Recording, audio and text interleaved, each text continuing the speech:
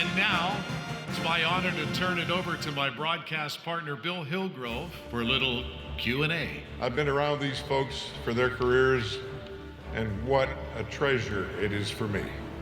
Sam Clancy, was it harder scoring 1,000 points and grabbing 1,000 rebounds as a college basketball player or playing defensive end in the National Football League? Well, football is definitely harder. And I'm gonna tell you why. Basketball, I was a man among boys. All right?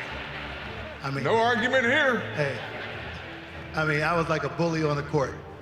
But when I got to the NFL, you know, Jimbo, Mark May, you know, was a little skinny basketball guy. Now I had to become a man.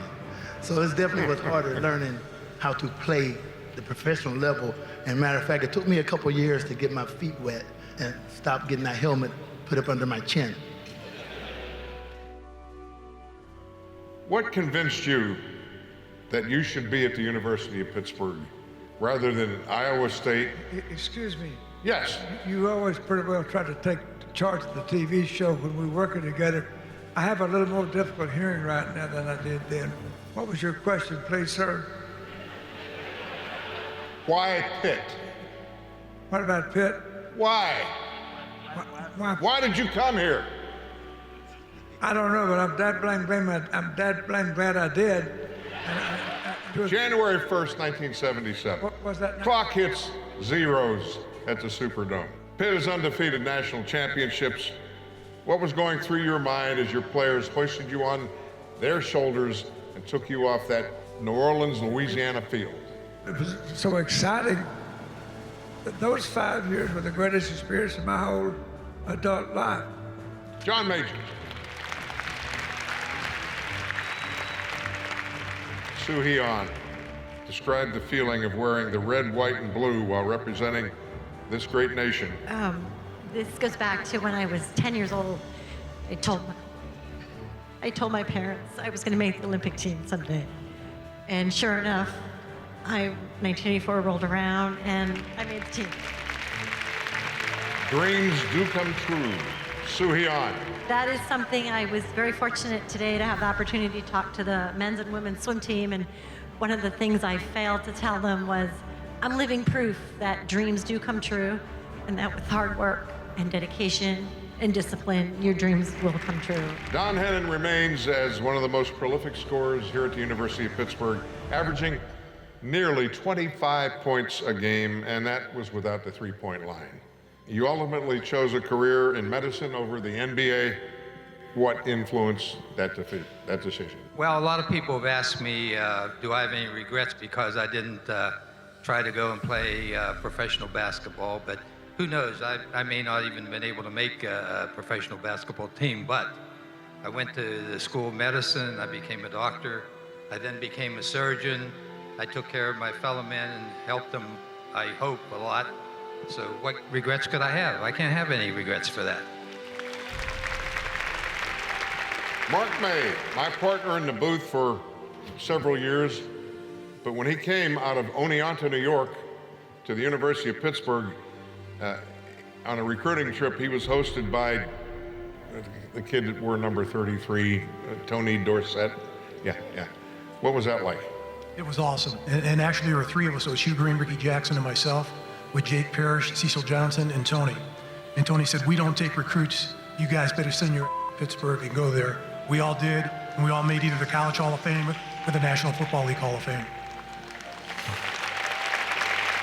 Lee McRae, you broke Carl Lewis' 55-meter indoor world record by finishing in a blazing 6 seconds. What was it like to be known as the fastest man in the world? The fastest man in the world. I think my mother was the fastest woman in the world. But it was great. It was me growing up. I got from both sides of the family, my mom and my dad. My mom had the speed, and my dad had the agility. And my dad used to drill me. I said, if I can beat my dad, I can beat anybody. Lee McRae, why Pitt? Tony Dorsett. Point blank. Jimbo Covert, you were starter left tackle for the Bears. from day one. What about your Pitt experience that enabled you to step into that challenging role? Well, I think because I had such great coaching, you know, and with Coach Sherrill and Coach Moore. I mean, I went in there, and you know, I think Mark will say the same thing. We were way more prepared than a lot of guys that came in as rookies, just because that's the way we were coached. And I think a lot of guys come in, they can maybe run block, they really can't pass block very well. And you know, with Danny, we threw so much. I mean, it was really a lot better for me to come in, and I had a great opportunity to play right away, so it was good. The great Jimbo Covert. Thank you. Juma Fletcher, one of the most decorated athletes in the history of the University of Pittsburgh, regardless of sport or era. Looking back, how does it feel to hold such a lofty place in Pitt athletic history? It's incredible.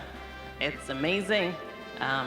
It's humbling to be a part of the, just on stage with all of these greats, seeing their videos, knowing of their accomplishments.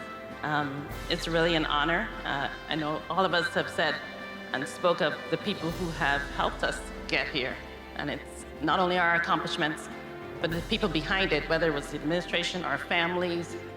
It's an amazing feeling, it's humbling, and I'm very thankful and proud to be a part of it. Ladies and gentlemen, I am humbled, but I am honored to present to you the class of 2019, the University of Pittsburgh Athletic Hall of Fame